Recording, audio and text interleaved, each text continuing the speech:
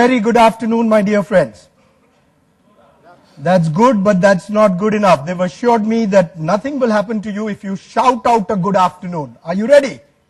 Good afternoon. Good afternoon. Much better. You know, we are talking of excellence today, and I believe excellence is nothing but first an exchange of good energy. Yes? If I meet you sometime and I say good afternoon, how do you feel? Pretty low.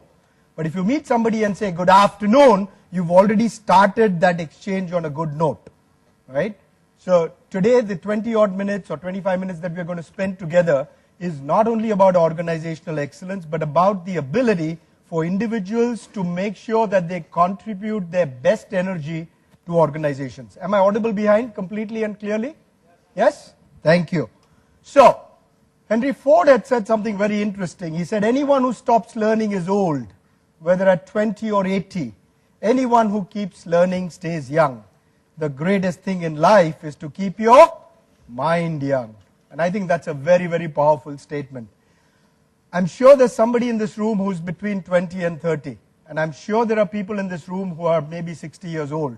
And all of you here, being here today, is an indicator that we are ready to learn. So first of all, let's do one thing. Raise your right hand up. Raise it up. Stretch it completely. Right? And now take it behind your back and pat yourself a few times. Right? Because many of us stop learning when we step out of school and college. Real learning, lifelong learning, doesn't always happen with everybody. Do you agree with me? Yes? And therefore it's important. You know, when I introduce myself, I say I'm an MBA from the US, but I have a bigger degree, and that is LLL. What's LLL? I'm sure you know now. What is it? Lifelong learner. And that's a bigger degree than the MBA. Because the MBA is over, you know, it got over 30 odd years ago. But every opportunity to interact with an audience like this, every opportunity to meet somebody, there's some learning that occurs. And that has led me to speaking and training 23 years, 49 cities, 650 plus organizations, and then more than 250,000 people. It's a very interesting journey. I've been featured in the Learning Panorama where the best industries, practices on learning and development have been revealed and discussed. Some clients, but we won't go into that. The fundamental concepts of business excellence. First and most important is visionary leadership. And here we are not talking about leadership by position, but leadership by action. I think each one of us, I know there are many leaders here because they are the owners of their own industry, but there are many people here who are not designated leaders. And we can really identify leadership by action being the most important factor in order to achieve organizational success, where every individual thinks, I am a leader, and I'm not necessarily somebody who's just working for this organization. The second important thing is continuous improvement and innovation. So happy to see Gil. Is that the way to pronounce your name? Yes. Right? What do you see? Absolute innovation, technology, everything that's coming in such a big way. Why is Apple considered one of the best valuable companies in the world? Continuous innovation. And my question to you is, can we innovate even in our small processes? Not the big things only, but small things that we've been doing just because they've been happening for many years in that same particular manner. You know, I've done some work with organizations where they've had a certain form to be filled, and for the last 10 years, that form has not changed in terms of what they want to really achieve out of that form being filled. So the same criteria is filled, although half of it is totally redundant, and we haven't even thought about that and applied our minds to that. So wherever it is, even the small steps, I believe, make a very big difference. Results orientation. We are here not as non-profit social organizations. We are working in industries, and we are here to give results. We are here to make money and use that money effectively. You know, like I think Nitesh, you mentioned about how effectively you use it for the welfare of your employees. Fantastic. You use it for any cause. But ultimately, can I get results and not excuses? I go to many organizations and I find that people mistake activity for productivity. Right? And I'm sure you see it in your own organizations. They are busy from morning to evening. Are they really as productive as they are in those 8 or 9 or 10 hours? It's a big question mark, and I think many of us know that the answer is they are not. Can we now shift the focus not to activity but to productivity? The next important thing is customer focus. right? We all know that customer is the most important person. We always used to talk of customer satisfaction. Now that is gone, right? Are we talking of customer satisfaction now? What is the next buzzword? Customer delight. And I think while we use that word often, there are certain areas where customer delight is not really happening in the processes of our organization. We need to just check what can we do to truly delight our customer. The next most important thing to understand is whether the employees are the greatest asset of an organization. How many of you agree that employees are the greatest asset of an organization? Please raise your hand up. Everyone agrees, and I'm the only person who slightly disagrees. I say employees are not the greatest asset of an organization. I say energized employees are the greatest asset of an organization. Is there a difference between the two? Yes or no? Right?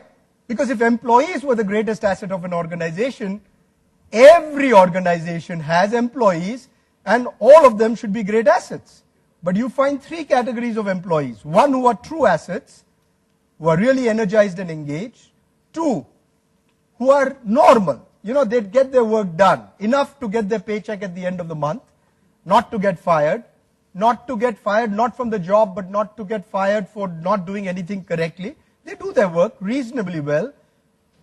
But there is always in every organization a small percentage, hopefully it's a small percentage, right, of people who are probably liabilities. People who don't work in synergy. And that really is a question mark. So can we get our people energized? Very important. And to do that, we must inculcate a culture of learning in our organizations. I mean, I think my friend here was mentioning about, companies being a bit conservative, not really investing enough in their people and training and development and learning opportunities. Sometimes a thought comes in, what if I train my person and he goes away? That's common with small organizations, smaller organization. That's a thought that's always playing with the minds of the senior people or the owners. And my comment on that is very simple. If you train him and some percentage of people say go away, that's okay. But what if you don't train your people and all of them stay? You have a bigger challenge there because everybody stays. Nobody wants to leave you. But they continue doing work which was old-fashioned, old processes, old beliefs, old attitudes, won't work in today's world. And therefore we need to be very clear and we need to change our thoughts on that. The importance of soft skills. Studies by Harvard and Stanford both have said 85% of an executive's success is due to soft skills, only 15% is due to technical and functional skills. And yet, if any training is given in our organizations, I'm sure most of the time you find what? Technical, functional. Soft skill? Very rare. Probably the reverse. 15% at the most on soft skills, 85% on technical and functional training. Isn't that the ratio sometimes? Yes? My request is look at that. Studies by two leading universities say, because it's the person who is working that has to be addressed first and not the processes and the technology that will come later. Even Fortune magazine said the number one reason leaders in business fail is a lack of people skills. And people skills is nothing but soft skills, right? So I created a little model which I've trademarked, which I call the West of Excellence, which will enable people to have better soft skills. First is vision, and we are not talking about vision, the corporate vision, that's all there. But can everybody in my organization have a vision that I can perform at a higher level than what I'm performing as of today? E stands for enthusiasm. I have vision, but sometimes when the problems come, does my enthusiasm dip? Or can I pick myself up again quickly? I have enthusiasm, but stress is a big factor that's coming in the corporate world, right? So can I achieve stress mastery? And finally, time management and trust. I believe one of the most important principles of corporate management is time management. And can we make our people manage their time better? and have trust not only in themselves, but trust with their colleagues and trust in their teams. Look at vision. We'll start with that briefly. Television won't be able to hold on to any market it captures after the first 6 months. People will soon get tired of watching a plywood box every night. This was when the television was invented and Daryl Janak was asked, is there a market for televisions? He said, do you think people are just going to sit and watch and stare at a plywood box? How many of us are really tired of staring? Not too many, right? We always have so many exciting things happening. I'm giving you 2 examples of people with limited vision. The second example, Western Union. This telephone has too many shortcomings to be seriously considered as a means of communication. The device is inherently of no value to us. Imagine a telecom company called Western Union, when the telephone was first invented, said this has no future.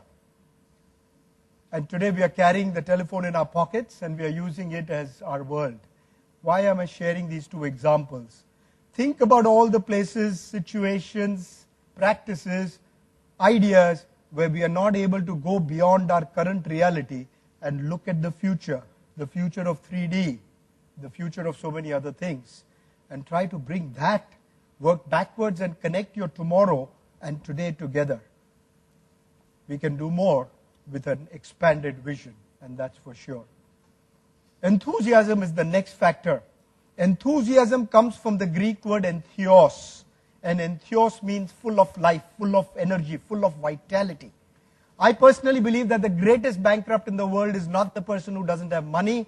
The greatest bankrupt in the world is a person who doesn't have enthusiasm for life. This beautiful gift of life that we have every morning when I get up. Am I enthusiastic or am I getting up just because it's time to get up, And similarly down in our entire organization, how can we create more energy, more enthusiasm? One of my favorite small little shairis, Zindagi खूबसूरत है, जिंदगी खूबसूरत है, हमें जीना नहीं आया. जिंदगी खूबसूरत है, हमें जीना नहीं आया, नशा हर चीज में है, हमें पीना नहीं आया.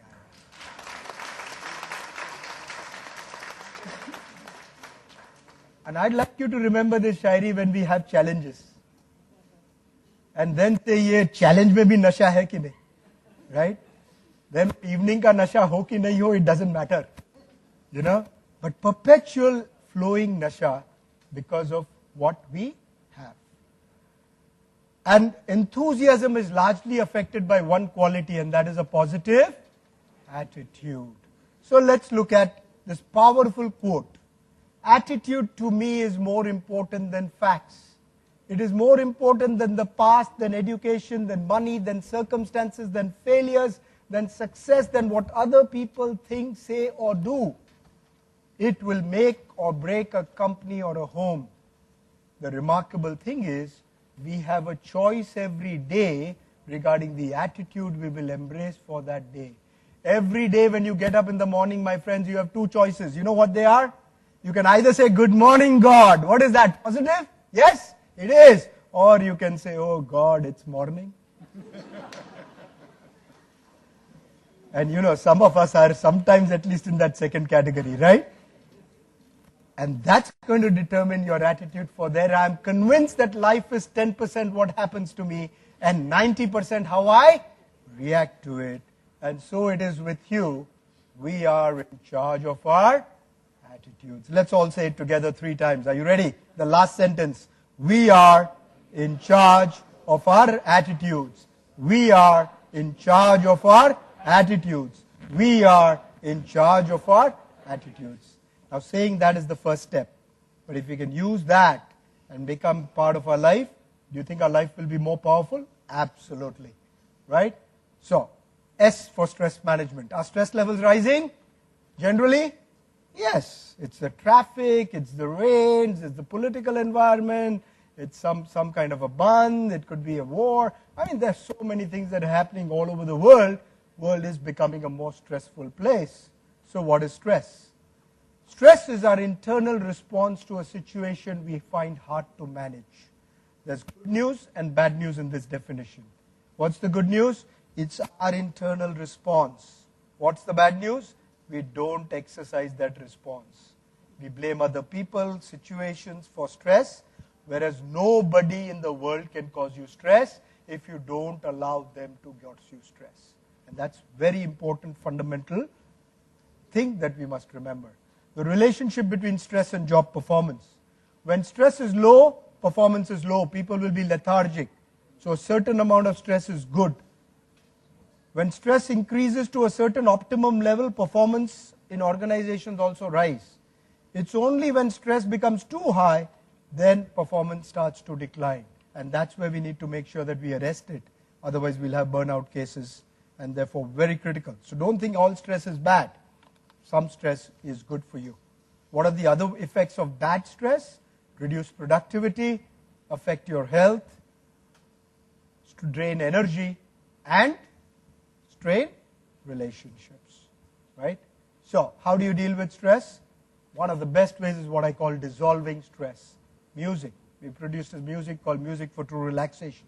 Powerful to reduce stress. Exercise. And you have to exercise, not just look at the picture too. You know, some people, even that is dissolving stress. But that'll be only temporary, you know, right? For a few minutes. After that, you need to do something, right? Okay? Yoga is very powerful, right? And we'll have one more item. So, I would like you, in this being the last session of the day, not only just to listen to me, but to experience 3 or 4 minutes of absolute de-stressing and energizing. Please stand up. Please stand up. Okay?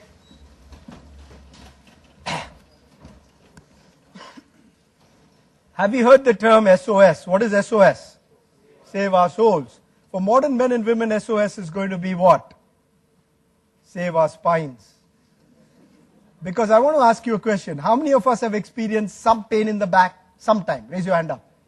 Look at that, 80%. Okay. How many of us have experienced some pain in the neck sometimes? Wow, 80%. And I'm not asking you about people who are pain in the necks. Otherwise you'll have 100%, you know, right? So that would be even more stressful.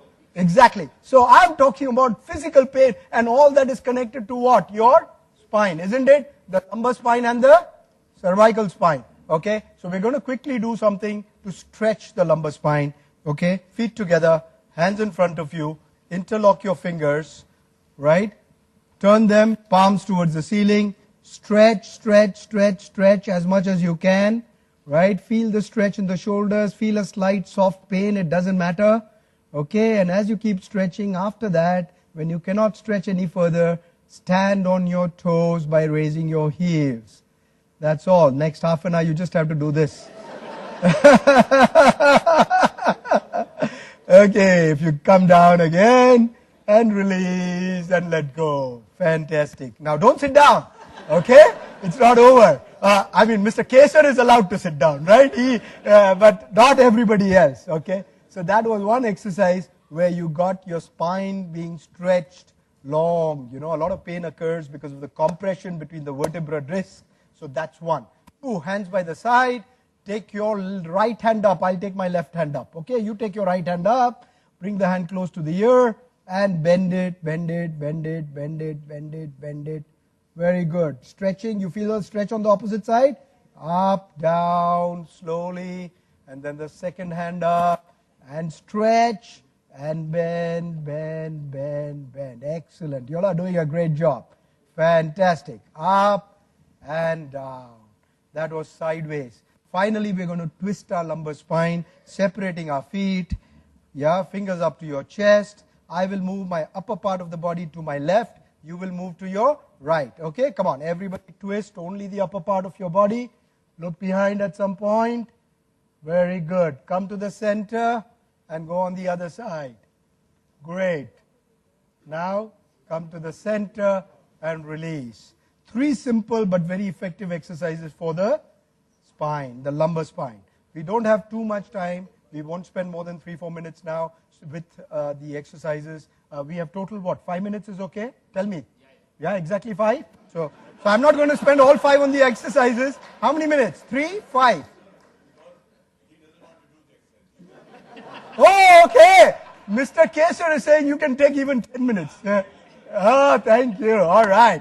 So that's all right. That's fantastic because I'm going to share with you a couple of quick other things. If it's 10 minutes, beautiful, because we can do two important things, one for the shoulder and the neck, and which is very simple. Just do your rotations. I'm wearing a jacket, I need to remove it, but you can do complete rotation 10 times, right? Where your elbows meet, okay? 3, do it slowly. The slower you do it, the better it is. Very good, excellent, excellent. Right, right. And then keep your hands down and close your eyes. Close your eyes and just feel and observe your breathing. Excellent. Great. Now one more time, but this time in the opposite direction, from up to down. Up to down. 10 times. 4, 5, 6, 7, 8, 9, and relax with your eyes closed. Eyes closed for a few seconds. Just experience the flow of breath, experience the quietness, experience the relaxation. If you talk, you will miss it. So don't. Just wait for 5 more minutes till we close everything, right? Fantastic. Now I'm going to take you to one. See, those of you who need more information by any chance, I think you have a brochure in your tag. Yes? No? Center for Excellence. So just send an email to somebody there who will send you some more information if you need it. But right now we have only 5 minutes or 7 minutes. So I'm going to go down to one very powerful exercise, which is sitting on an invisible chair. Yeah, feet 1 foot parallel. Okay, come a little away from your normal chair. Hands parallel to the ground.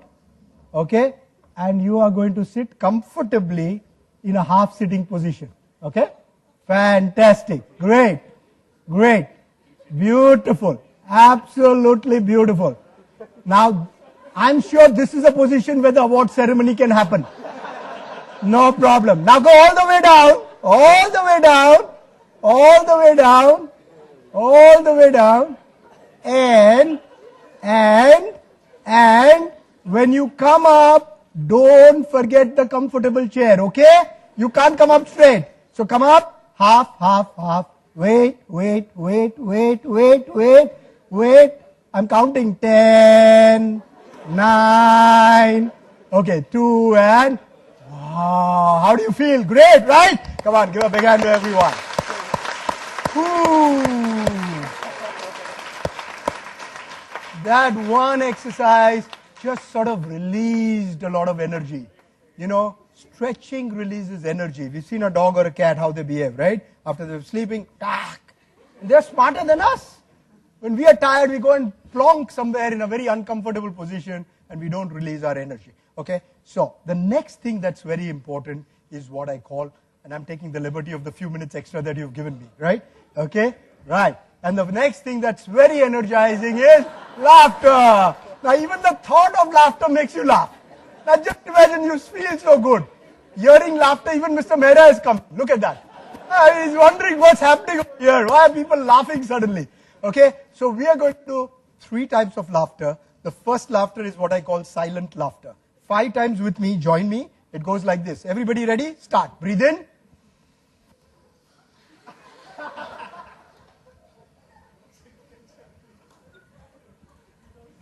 Five times. 2.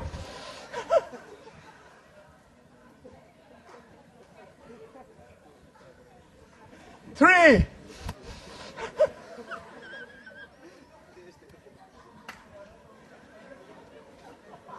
4.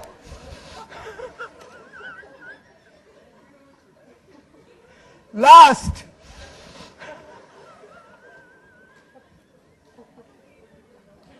Relax.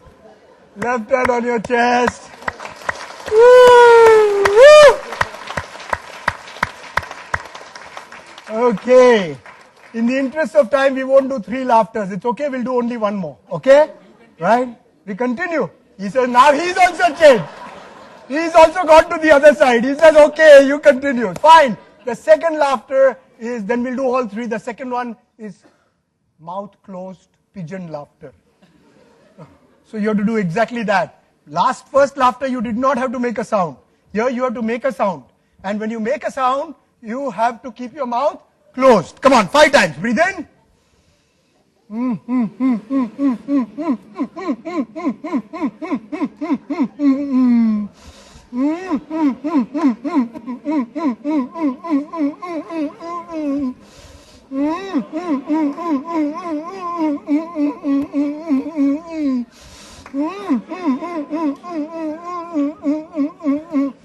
time.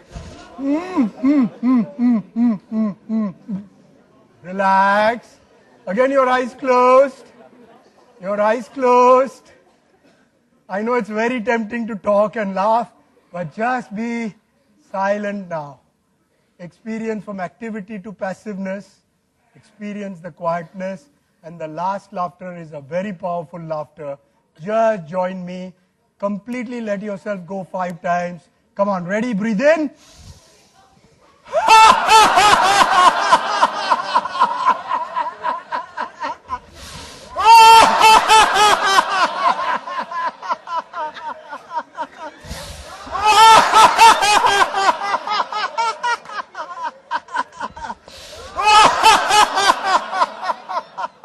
Last time. Relax.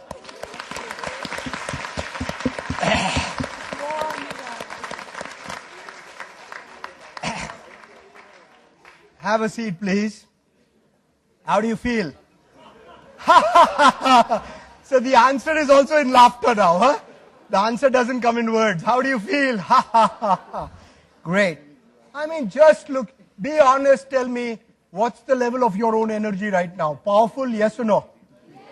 Yeah. I mean, imagine if we create this kind of energy in our organizations. It may not be possible to sustain it continuously from morning to evening at this level, but just a 10-20% increase in the current level of energy through certain processes, systems, trainings, etc., is going to positively impact the performance and productivity of your organization. And that is what we need to realize. T, finally I take time management. Thomas Watson of IBM said that the most important principle of corporate management is IBM. And as leaders, especially one slide, that make sure that you delegate more to your people. And you must have the final T, which is trust in yourself and in your team. Because we've heard the acronym for team. What's the acronym for team? TEAM. What's the acronym? Together, everyone achieves more. But just like we had customer satisfaction, more is old. Now the new acronym which I have created is together, everyone achieves miracles. And we can achieve much more than miracles.